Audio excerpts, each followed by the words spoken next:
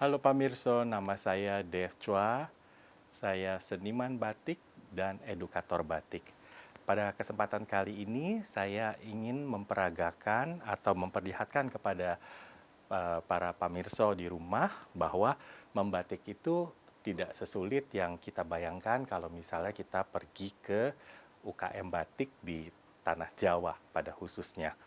Jadi pamirsa juga bisa mengisi waktu luang dengan membatik. Tentunya membatik dengan cara pamirsa masing-masing ya. Jadi tidak harus membuat batik dengan cara pakemnya batik. Misalnya dengan isennya ataupun dengan unsur-unsur dari batik tersebut.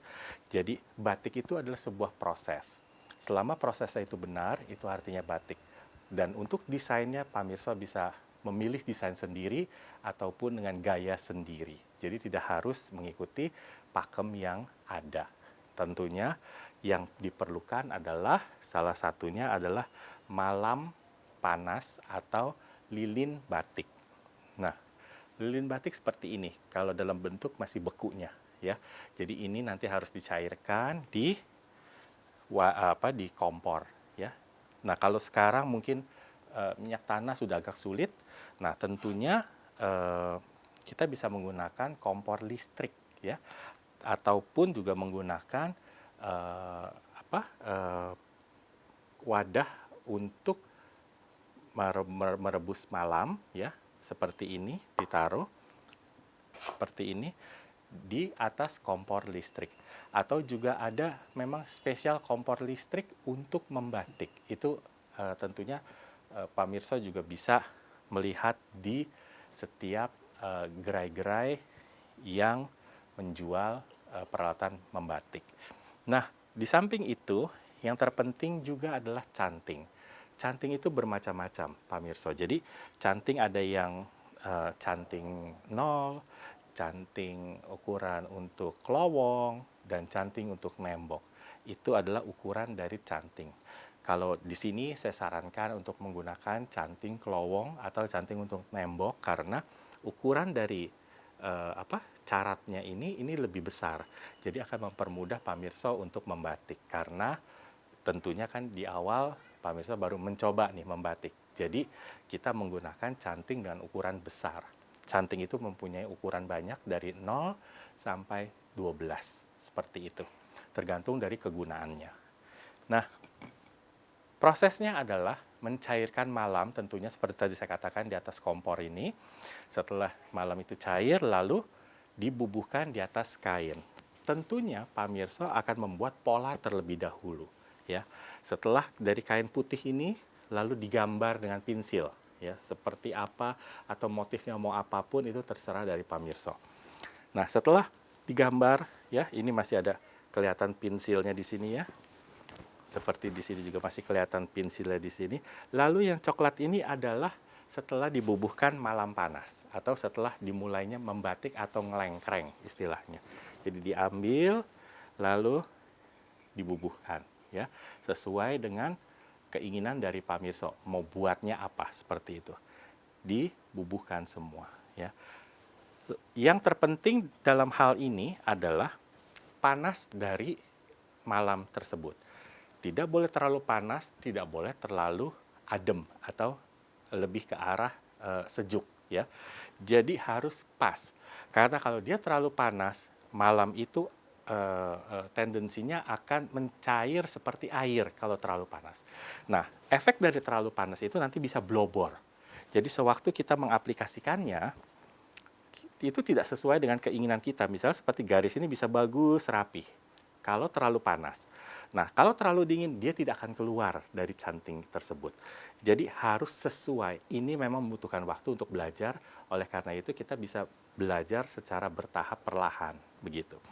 Jadi malam itu harus pas untuk ukuran untuk ukuran kecairannya. Pemirsa nanti bisa melihat ya, sewaktu mengaduk malam cair di atas wajan itu bisa dilihat kalau agak kental artinya dia agak dingin atau agak adem. Kalau terlalu encer seperti air sampai bunyi kerucuk gitu ya, kalau kita tuangkan ini bunyi kerucuk-kerucuk begitu itu artinya terlalu encer. Artinya harus dikurangi untuk suhu panas apinya ataupun diturunkan temperaturnya. Nah, di antara itu adalah ukuran suhu yang sesuai untuk membatik, seperti itu. Jadi setelah kita lengkreng ya, atau kita membatik, nanti akan jadinya seperti ini. Jadi ini setelah batikan selesai. Nah, kalau pamirsa mau lanjut ke pewarnaan, pamirsa bisa menggunakan pewarna kimia. Itu banyak sekali jenis pewarna kimia, salah satunya adalah pewarna batik itu naftol. Nah, ini juga pamirsa bisa juga mencari di toko batik atau toko kimia untuk pewarnaan tersebut, dan juga bahan kimia untuk fiksasinya atau penguat dari warna tersebut agar tidak luntur ya. Saya akan lanjut dengan pewarnaan. Jadi setelah tadi langkah pertama kita membatik, ini adalah langkah kedua kita mewarna. Nah, di sini kok kenapa ada putihnya? Ya tentunya karena kita akan memasukkan warna lain. Jadi misalnya tadi yang di awal itu adalah hanya seperti ini, kosong ya. Bagian lain itu ditutup, istilahnya ditembok untuk menghasilkan seperti ini.